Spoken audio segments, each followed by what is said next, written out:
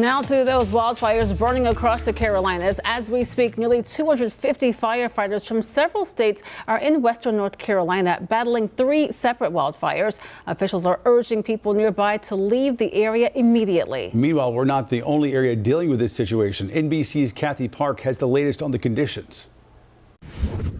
This morning, the race to contain wildfires from New Jersey to the Carolinas is being hampered by dry conditions and strong winds. This has been going all the time, you know. Overnight, a blaze burning at Table Rock State Park in South Carolina, growing to more than 1,000 acres.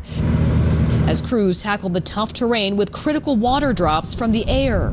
This is an unusually high fire occurrence fire season than we've had in quite a while.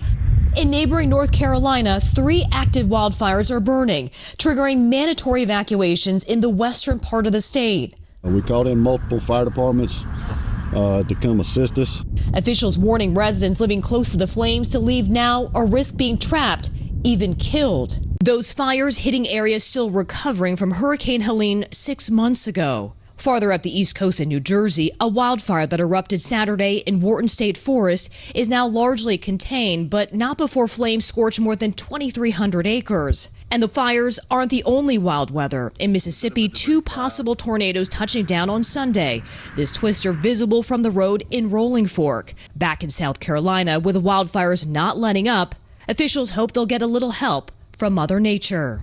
Any type of moisture in this situation will be helpful to put the fire in a safe place.